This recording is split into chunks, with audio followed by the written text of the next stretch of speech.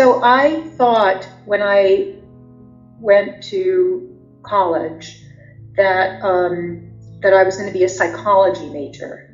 I don't know why, I just thought, oh, psychology, that sounds interesting.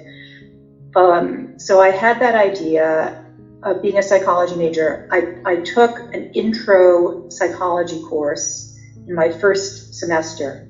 And then my second semester, I wanted to take another one, but the schedule was just didn't work out. And so I remember sitting and looking, and again, this was in the 80s, so everything was on paper, and I was looking at the course list on paper, and I was like, oh, I was talking to my friend and saying, what am I going to do? I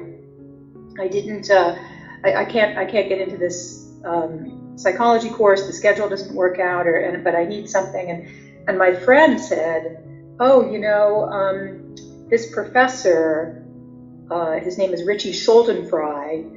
He is a great professor, and he teaches philosophy, and everybody loves him. And so why don't you just take that? Because that's at the right time, and you can just try it out. And so I thought, oh, okay, fine. So again, it was just completely random, by chance, that I took this class, Philosophy 101. But what did Professor Schuldenfrei do? I mean, he was just a wonderful teacher who challenged all of us to think, to really think, not just to think for ourselves the way people say today, oh, critical thinking. I mean, he really pressed us to argue for what we believed and back up those arguments. He also introduced us to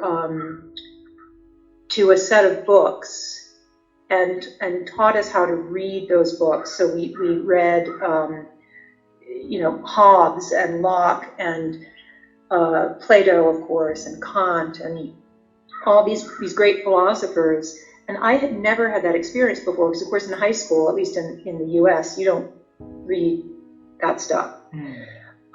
So I had never had the experience of reading Plato's Republic, and Professor Schuldenfrei he wasn't just like, okay, well, read this and memorize it or something. It was, read this and really understand what these books are saying to us across thousands of years.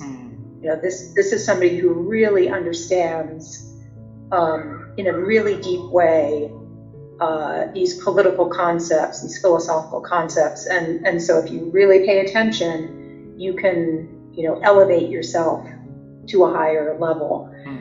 So it was very inspiring, and that led me ultimately, when I was, after having had this 25-year career, I ended up going back to those, my love for these great books and these great thinkers.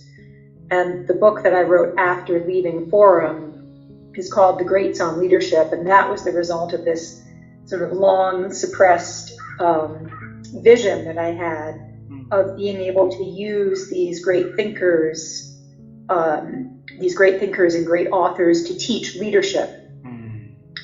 So that book, The Greats on Leadership, it takes these great authors and thinkers of the past, everyone from Shakespeare to Plato, Machiavelli. This particular book, they're all Western thinkers, and I show how they can help us learn to be better leaders.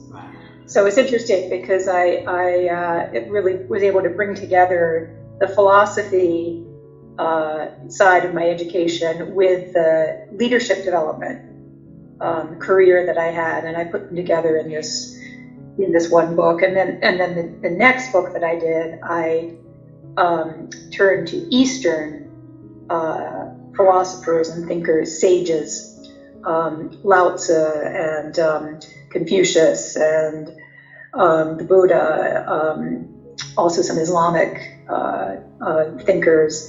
So a whole array of Eastern philosophers is who I focus on in the book after that, which is called The Art of Quiet Influence.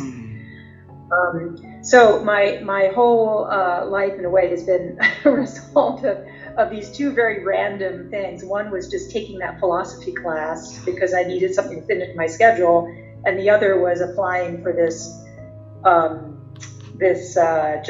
editing job at this company that I had no idea what they did. So those two things like made my life.